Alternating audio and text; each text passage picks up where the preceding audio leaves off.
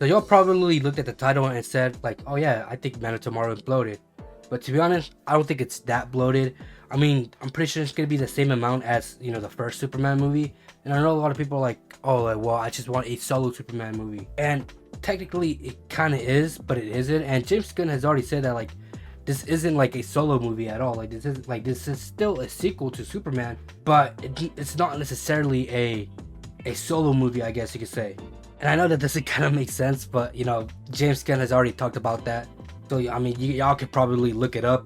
But yeah, to be honest, man, I don't think Man of Tomorrow is bloated. In fact, I think having this many characters is a good choice for the movie. The reason why I say that is because they're facing off Brainiac, and if y'all don't remember, Brainiac has a lot of fucking drones and all that stuff. And not only that, this dude like can connect to like this dude is kind of mechanical himself. This dude can connect to like other technology as well. I wouldn't doubt that he connects to like fucking Lex Luthor's fucking tech or military tech and uses that against humanity.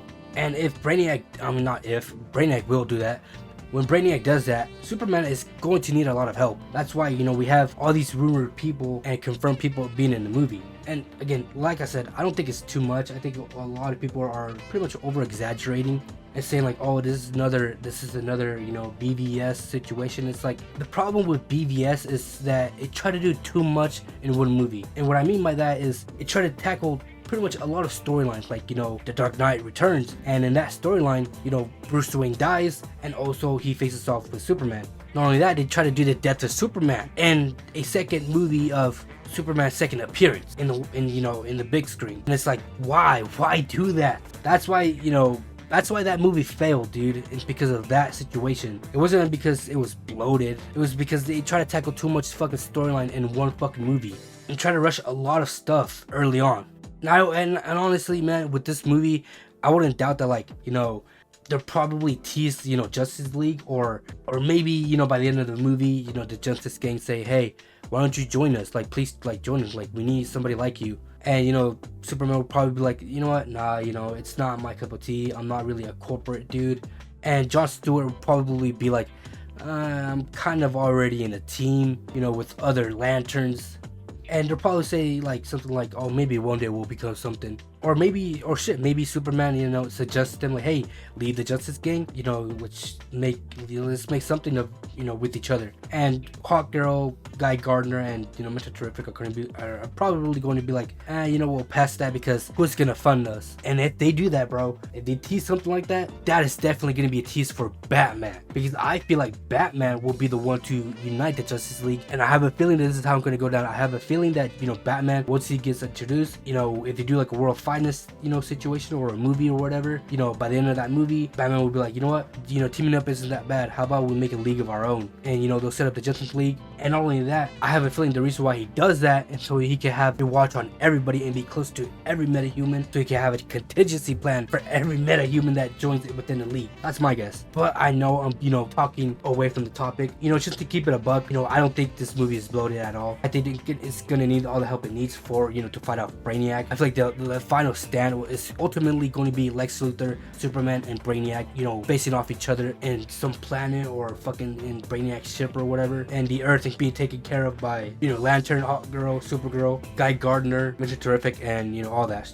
And one last thing before I end off the video, man. Just because a lot of characters are being introduced, it doesn't mean that, like, they're gonna have a lot of runtime. I believe some people, calculated or, add up the time of each character or, each, prominent character in the first Superman movie. And I think the only one with the highest runtime, besides, Lex Luthor and Superman, is Mr. Terrific. And he only had about 15 minutes. I believe Lois had about 8 minutes, maybe, around there. Mr. Terrific, like I said, had 15 minutes. Guy Gardner, I believe, had 6 to 8 minutes as well. And Hawkgirl only had 3 minutes. Dude, it felt like they were in the movie for so much, but when you